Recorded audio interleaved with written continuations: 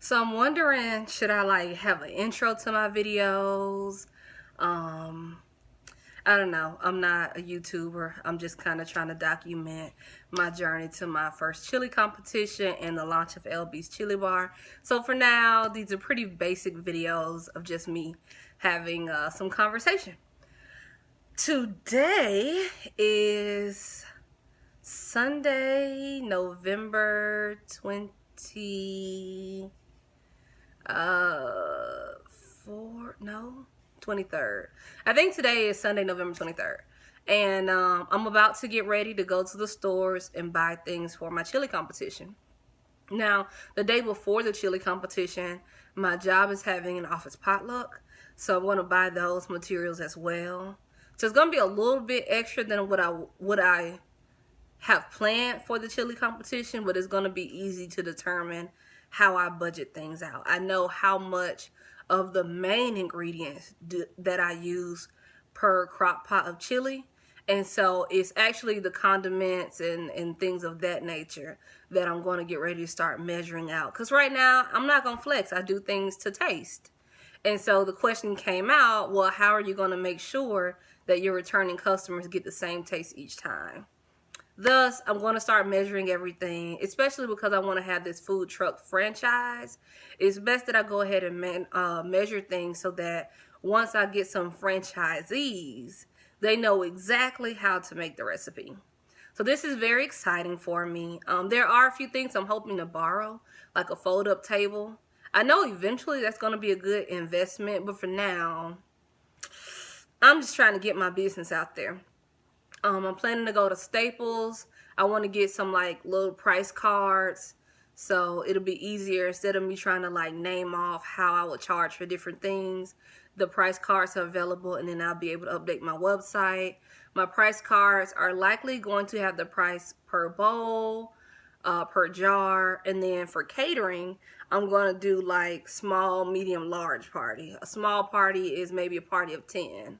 A medium party is maybe a party of 20, and a large party is 30 people or more.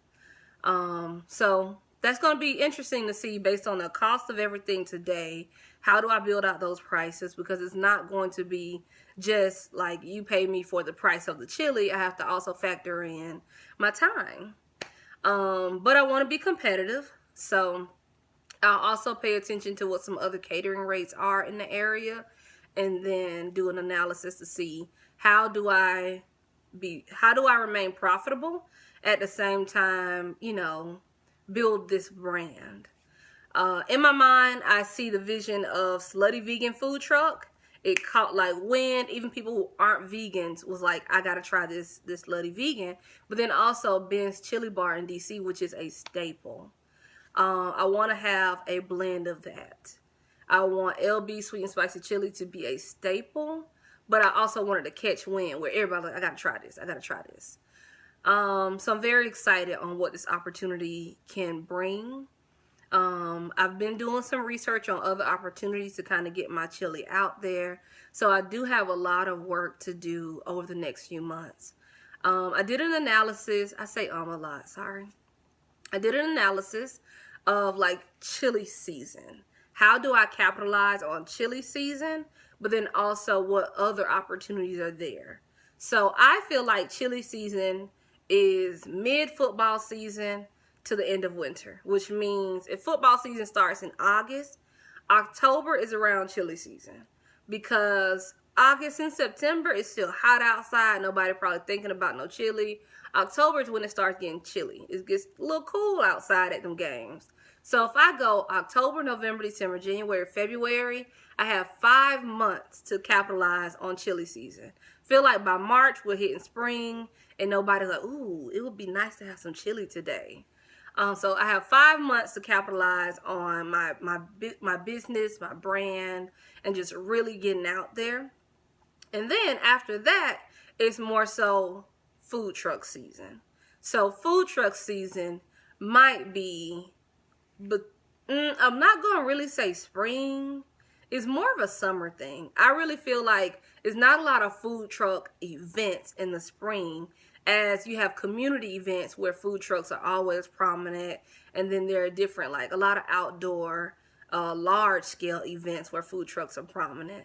So after February, I'm going to say a lot of like local and community and large scale events start June, July, maybe a few in May, but predominantly June, July, a little bit of August. So there are a lot of opportunities for me to capitalize and really get going and make 2020 my year as the official launch. And I'm very excited. This is going to be interesting to see how much money I spend. Is it more than I think? Is it less than I think? I'm doing this on my own, but not really. Like, I really have some super supportive people in my life who are helping me, and I am so thankful because they're keeping me on task.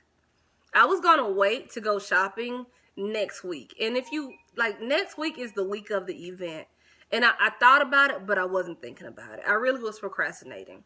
So today I'm going to get all my shopping done.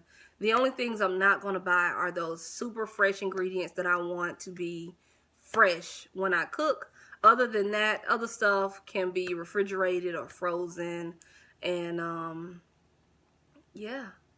I made a Facebook event for the chili competition so all my friends can see it, because I'm really hoping that people will ride up for the day. It would be nice to have a friendly face because I still don't have a network here in Chattanooga. And I'm hoping that I can convince a group of friends to do a road trip. It's only 2 hours up the road from Atlanta. I have not asked anybody to help me with the day of event, and I need to do that. So if any of my friends see this video and you want to help me for the day of, please volunteer and let me know.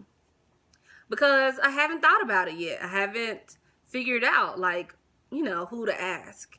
So if someone wants to volunteer, I'm going to need the help. I think it's going to be awesome, especially if I win. And I can put that on my social media. I can put that on my website. That will be the beginning of the launch of LB's Chili Bar. I won this citywide chili competition. And, you know, I want to do a December pop-up shop, maybe 2 weeks after the competition, just to give me a chance to evaluate everything, make sure it went how I needed it to. Did I get a profit? Because I'm going to be a vendor and I'm competing. So in addition to people coming around trying my chili, I will also be selling it. And I think that's going to be a perk for me for the people who are vegetarians. I don't think there's going to be a lot of people making vegetarian chili. So if a vegetarian tries my chili and they want to buy on the spot, boom, I got you. At least that's the plan. Like, that is the hope. To go ahead and have chili, vegetarian chili prepared, ready for sale, not just for sampling. Yeah, I'm excited. And please, I don't want anybody to feel like my public speaking is trash because I say and I look off. This is off the top of the dome. When I do presentations for work, I know the content and I know what I want to say and I know how I want to say it. And so my presentation style for work is totally different than my talking, because I'm thinking through everything as I speak. It's not pre-planned. I did write down some like talking points, but I don't think it's necessary. I'm working on my lighting and like the positioning, because of course I know you can see the background behind me. Again, I was thinking, like, do I need like an intro and all of that stuff? But for now, this is just talking about the journey to the chili competition. And so once it's over and I do a review on how my experience at the chili competition went and what the results are, then I'll consider how to continue this, because I do feel like LB's Chili Bar will be the launch of Bass Empire. So I tried making a grip hurt, which is my zipper accessory. I do resumes. I was making shirts for a little second. I'm a serial entrepreneur. My mind is always going. I have a restaurant idea that I want to work on, and I hope to do a February pop-up shop for my restaurant idea. So I'm a serial entrepreneur, but I really feel like LB's Chili Bar will be the launch of Bass Empire. And I'm excited. Wish me luck. Again, if you're one of my friends and you want to volunteer to help me, it's December 7th. You can spend the night with me on December 6th. Help me prep things, get everything in order.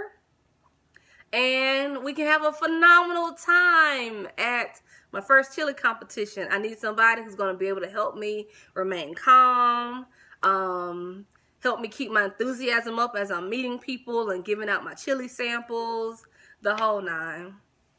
I love you all. This is a very pivotal point in my life, and I just am happy to document it, to see the growth when I make it. When I'm the CEO of Bass Empire and on the board of directors at Delta. I want to be on the board of directors